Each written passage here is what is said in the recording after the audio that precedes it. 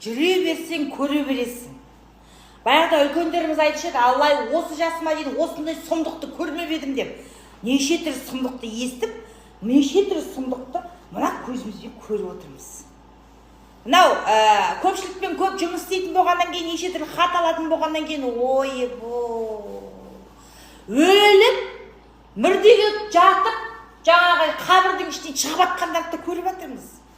Bir қатын осы көлетін болдың ойбай, деп бір ойбайлағаннан кейін көктемде салдық емге жібердік. Одан бір аптада өлем деді. Бала шағама қиындық салмай, ана өлгенімде жаназам ақша жинап деді. Одан жаназасын ақша жинадық па? Ол қатын өлді деді бізге, жазды, өлді, рахмет сендерге деп. Қайғырып өліп қалсықтадық жаңаға. 100 мыңнан атты қайындарымыз. Тірі отыр, енді басқа блогерге шығыпты. Өлімнен де қорықпайтын бұл не болды сонда деймін да? Бұл өмір не болды? Сондай тегі адамгершілігіміздің сондай жаққа кеткенде бір күйесің кейде. Қанша жерден қалай болғанда өліммен ойнағанын енді бар ғой. Потолок. Пособияшын көп балалы аналардың байынан ажырасып жатқандар бір жақта қалды, өтіріктен, формально ажырасып.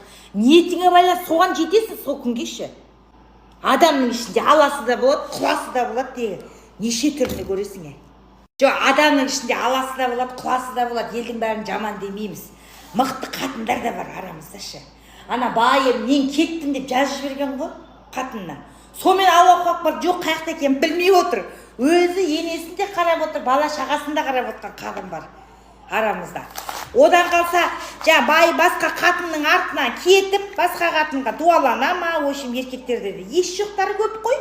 Сонымен кетіп, мына қатын былай кеткенде енесін қарайтын адам қамағаннан кейін таңкешілік тұрғыда өзінің енесін қолына алып алған қатындар бар.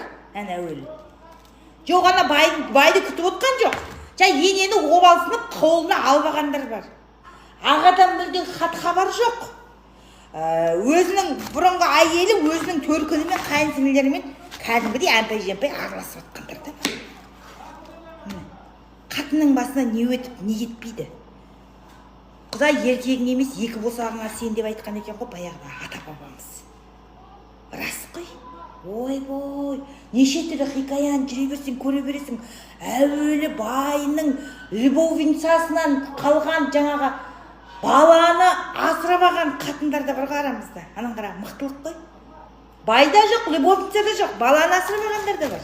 Міне, қазақтың әйелдері мықты. Мықты деген сайын еркектерді, ой, кетіп барады.